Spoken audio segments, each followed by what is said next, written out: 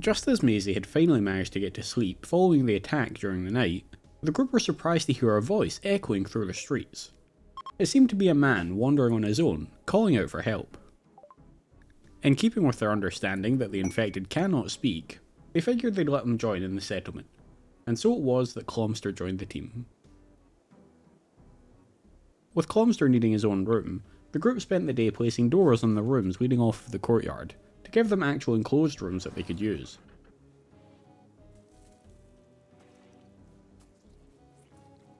The group began to take stock of their situation. Annette believed it would still be another 8 days or so until the eggs hatched, giving them time to get a large harvest in before they had more mouths to feed. Just as Annette was relaying this information to Nyx, Maisie yelled in excitement from her bench as she finally cracked the process of generating solar power. The temperatures had never quite gotten high enough for Annette to plant the field of cotton she'd hoped for on the west side of the courtyard, so they instead repurposed the area to house the group's first solar panel. After reading the blueprints, Nyx realised that she would need more usable steel to finish the construction, so scavenging outside of the complex would be necessary. Before the group could put together too much of a plan though, they began to realise a problem. There was a stench coming from their new pal Clomster that was so disgusting it was making the group violently sick. Trying to figure out what was going on, Nyx got close and spotted a large scratch on the back of Clomster's neck. A scratch that was overflowing with fungus. The infection clearly hadn't taken over fully yet, as he was still coherent, but he'd clearly been infected. Nyx informed Maisie and Annette of this in secrecy, and, for the sake of their safety, and fueled by an incandescent rage at Clomster for putting them all at risk in order to satisfy his own needs, they took up positions and began unloading their guns upon him. Nyx's anger had led her. Annette's life in the farm meant that she was no stranger to killing off dangerous creatures that threatened her home. Maisie though? Maisie was in shock at how quickly they'd all turned on Clomster after initially offering him aid. Nyx took her turn to drag Clomster outside of the complex, letting Maisie retreat to the depths of the complex to deal with her feelings in the matter.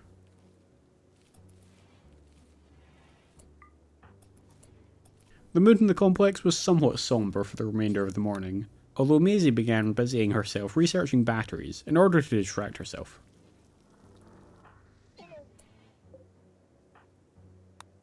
By the time the afternoon had rolled around, Nyx managed to convince the group that they needed to venture out to scavenge more steel in order to make their dreams of solar power a reality. With Annette and Maisie on overwatch, Nyx scurried around the streets outside, ripping apart old streetlights to salvage small amounts of usable steel from each one. Before long, she'd cleared the nearby area, and Maisie and Nyx dragged their haul back to the complex, while Annette brought up the rear, keeping a watchful eye for any movement.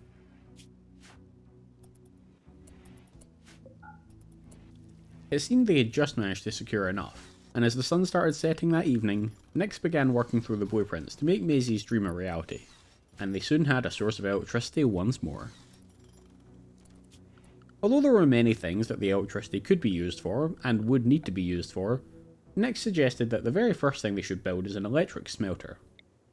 Most of the steel they were able to scavenge was in the form of unusable chunks of slag, but with a smelter, she could smelt those down and forge them into usable steel, vastly increasing their access to steel, which they would need to build almost everything they wanted the power for. Of course, they would need usable steel to build the smelter in the first place, so that meant another excursion outside of the complex. Whilst Annette cooked them some dinner, Nyx ventured back out with Maisie to guard her. It was dark now, but they were determined to start making some serious progress, especially with summer coming to an end soon. Before Nyx could really make a start, however, a group of aggressive infected rounded the corner and started charging them. Nyx swiftly put down the first, but spotting more following, both her and Maisie pulled back into the courtyard, and with Annette's help they took down their pursuer.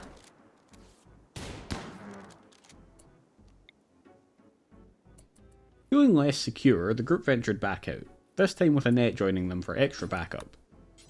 The charge had shaken them a little bit, but getting attacked by infected was just the new normal they'd have to get used to. They couldn't afford to call off all their tasks every time that happened. Before long, Nyx had cleared that street of streetlights too, and they dragged the steel back to the complex. It had been a funny old day with lots of ups and downs. starting with the attack in the night, then having Maisie finish her project, only to have them all abandon a little more of their humanity and attack Clomster, then to have them embrace their human resilience once more and continue working hard through the day to gather enough steel for the solar panel. If this was just daily life now, they would need to adjust fast. They started out strong the next morning, with Maisie watching over Nyx as she gathered up more steel for their smelter, whilst Annette dragged a comfy big chair they'd found in a nearby building over to the complex, giving them all a bit more comfort in their lives. Even after clearing the first street, they were still a little short on steel, so Annette ventured out to cover Nyx as she moved on to yet another row of streetlights, whilst Maisie gathered the steel that had already been liberated and ferried it back to the complex. Before long, they'd managed to secure enough, and Nyx got to work building the smelter. They'd also managed to store quite a few steel slag chunks, so would be able to quickly begin processing them into steel once they got the smelter up and running. Nyx took on this job, whilst Annette focused on her crops and Maisie continued her research. With this new source of steel, Annette's first request was a proper stove, so that they could stop using the fire outside to cook. Their wood supplies were limited, so Nyx and Maisie were only too happy to agree to using the steel for an electric stove, to save them from quite literally burning through their resources. The day ended without event. In fact, the group hadn't had to interact with an infected all day, which had done wonders for their peace of mind. The next morning, the group believed they saw a drop pod soar across the sky and land on the edge of the city, so they ventured out to investigate. Despite what had happened with Clomster, or perhaps because of it, they were determined to try and save anyone they could, even if only to prove their goodness to themselves. They had no exact location, but they headed in the direction they thought the pod had landed. Unfortunately, after a brief search, they were unable to locate any evidence of it. With them having to shoot an aggressive infected nearby, they couldn't hang around for long to search either, in case the sound of the gunfire had drawn more in, so they soon had to return to the complex empty-handed. It seems they'd been right to be concerned though, as shortly after returning to the complex, some infected began attacking the door to gain entry. Thankfully, their double-door airlock system had given the group plenty of time to get in position before the infected could get close. Venturing outside to dump the body, another infected rounded the corner nearby, approaching the group at speed, giving them little time to react. Unable to put it down quick enough, Nyx retreated back into the complex. But Annette was too slow.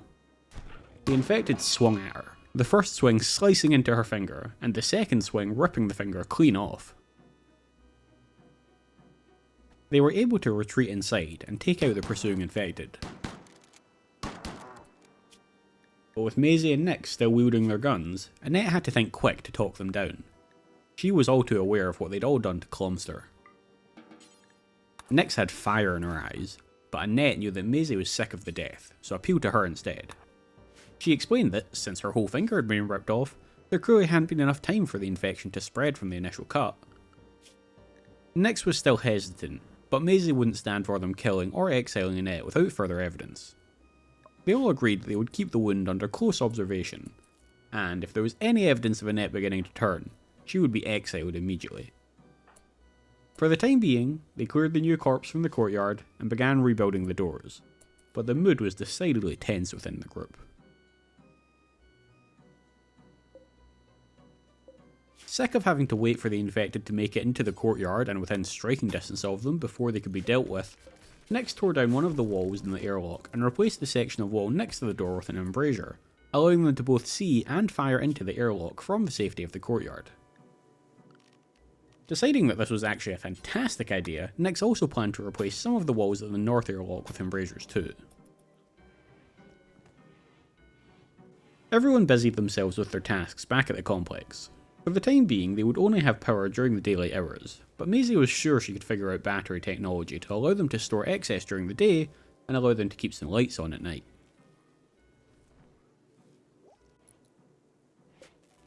Before long, Nyx had managed to build the stove, which Annette was excited to begin cooking on.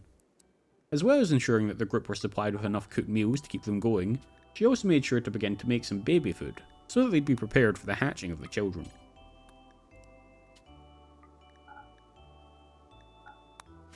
Deciding that they could do with a little more space to grow crops, the group began dismantling one of the unused rooms, removing the roof, pulling down the walls, and tearing up the floorboards. They also decided to use some of those bricks to brick up the section of steel fence. It only really served to allow the infected to see that they were in there and rile them up. Better to close off the infected's view of the survivors entirely. Maisie and Nyx were extremely happy to wake the next morning and find that Annette hadn't changed in the night. There was no horrid smell and her wound didn't seem infected at all. Of course, they weren't quite as relieved as Annette was herself. It seemed that she'd gotten incredibly lucky. That single slip up could have and probably should have cost her her life. Instead, she'd managed to get away with only losing a finger. The next day was a blessedly uneventful one, with Nyx using the time to clean up around the complex and repair some of the damaged old furniture they'd found, whilst Annette kept an eye on her crops and Maisie busied herself with her research. With the poor soil quality and the very limited growing window in this section of the world, it was already becoming too late in the year to grow rice. Concerned at how little they'd managed to stockpile, Annette suggested turning more of the rooms around the complex into mushroom grow rooms, which could be tended all year round.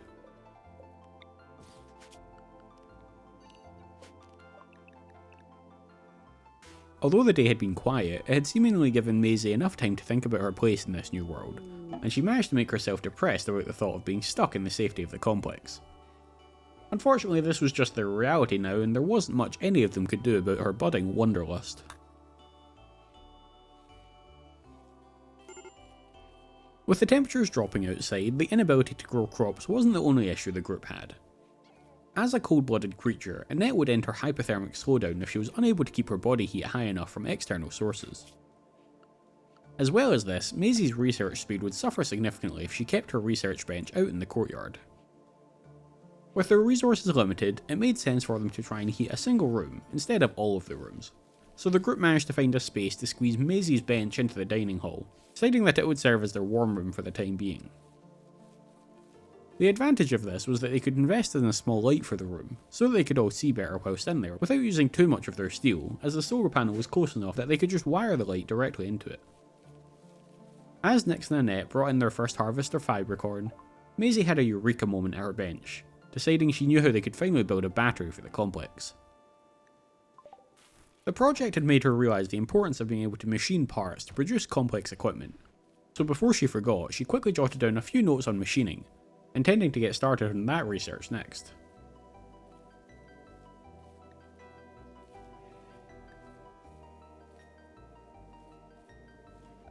With the courtyard significantly cleared of fields, Nyx began planning out some pathways for the area, which would allow them to move around a bit more effectively than just traipsing through the mud. They didn't have many resources to spend on the project, so for the moment they would have to settle for just compacting the dirt into a hardened path. But it would be a small improvement which might prove helpful if they needed to get out of the courtyard in a hurry.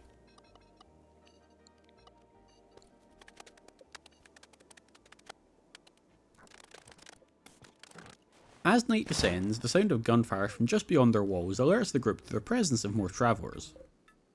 Eager to see other humans, or perhaps take the equipment from their corpses, the group get together and venture out into the street. It looks as though the travellers are holding their own and have managed to down a number of aggressive infected nearby, but it clearly hasn't been without cost, as a few of their own number have also been downed. The group managed to recover some weapons from one of the fallen travellers, and even managed to trade with the group, securing a few pieces of medicine in exchange for an old map they'd found laying around, which the travellers thought would be useful to them. Their business concluded, the group retreated back to the complex, to leave the travellers to whatever fate held in store for them. With their smelting operation having been successful, and confident that they could get more steel slag chunks whenever needed, Nyx began planning out a bit of wiring around the complex. They would need to wire in a battery to store all of the power, plus eventually they may want to run power to the whole complex, so it was a relatively good investment to start wiring the place up. As the temperatures dropped further in the night, Annette decided that she would have to harvest the potatoes a little bit early, just to avoid them getting destroyed by the frost. And outside, the travellers' guns continued to fire, for just a little bit longer. The next morning, Nyx decided on using some of their electrical components to produce a heater in the main room. They had a decent stockpile of the components, but given how difficult they would be to come by in this hellscape, it was important that they not use them wastefully. However, given Annette's weakness to the cold weather, which her children would share once they hatched, the group agreed it would be fine to spend one extra component to heat the room that Annette would share with the kids.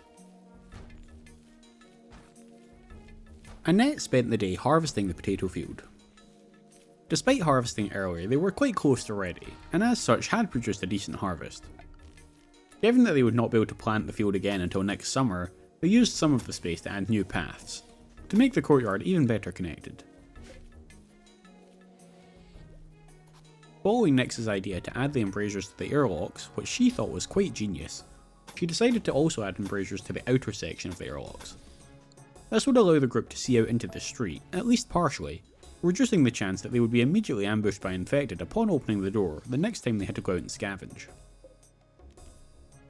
Conscious of the rapidly falling temperatures, and also just wanting to have them a bit closer to her, Annette moved the eggs into her heated bedroom, ensuring that they stayed at a safe temperature.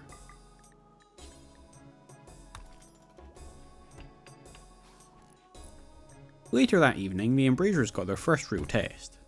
An infected began beating on the door to the northern airlock, but thanks to the external embrasures, Annette was able to see that it was just a single infected. She alerted the others, and they all took up positions at the internal embrasures, weapons drawn.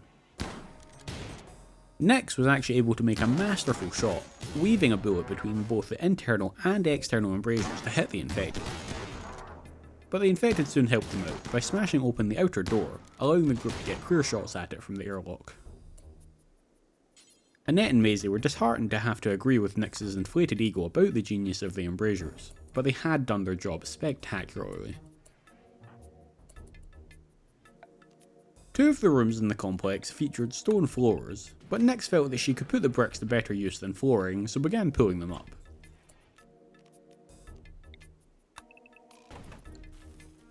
Things were going relatively well within the complex. They felt somewhat well defended, had a decent little pile of food, working heat and electricity, and perhaps most importantly, the group were getting on well with each other, which was invaluable for keeping morale up. Deciding that they may need to repurpose the current pooping room into yet another mushroom growing room in order to keep their food stockpile high, Nyx planned out a tiny outhouse in the courtyard to put the pooper in. As they were planning out the new mushroom room, a new issue presented itself. It was now too cold for even the mushrooms to grow. This was especially annoying as the first batch was very close to being finished. It looked like the mushroom grow rooms would also require a heat source, in order to keep them producing for any helpful period of the year. In order to minimise the amount of electrical components they would use up, Nyx planned to break down the walls between two of the rooms. This would also have the added benefit of giving them more space to plant the mushrooms. Although it would be a large room, one heater should still be sufficient to keep it at temperature, as they wouldn't often need to enter the room, so there was little chance of the heat escaping through the door as they enter and exit. Although they still had components, they were running short on steel, leaving them unable to finish the wiring and the heaters. With the smelter they could gain plenty, but it would still require them to leave the complex to scavenge. With this in mind, the whole group armed themselves and ventured out to the north of the complex to allow Nyx to dismantle an old truck that was sitting out there. Getting the truck out of the way would also give them clear lines of sight out at the base, making it safer next time they had to come out this way. While Maisie dragged the chunks back, Nyx moved on to dismantling a couple of other broken down vehicles, whilst Annette kept guard. With Maisie and Annette switching off between hauling and guarding, they soon dismantled all of the vehicles. After previously clearing out the building on the south side of the courtyard to allow them to plant more, Nyx found herself planning out how to rebuild the structure, even bigger than before, in order to become another mushroom growing room, now that the climate outside had made the possibility of a new field redundant. After a brief night's rest, she immediately got to work, tearing down old walls, building new ones, and raising a roof. With the steel chunks melted down, she also managed to get the wiring and heaters constructed, restarting the growth in the other two mushroom grow rooms. And, to top off an already incredibly productive day, Nyx also planned out the wiring and heater for the south grow room, although the actual construction will need to wait for the next day, as Nyx had exhausted herself with her achievements already. That night, as they all rested peacefully, the 3 eggs finally hatched, giving birth to Annette's 3 young children. Annette whisked them away to their cots, and let the others know. The presence of the children would bring them a lot of hope for the future of this devastated world. But they were under no illusions. The presence of the children would also pose a number of challenges for the group to deal with too. Hope was kindled, but danger was never far away.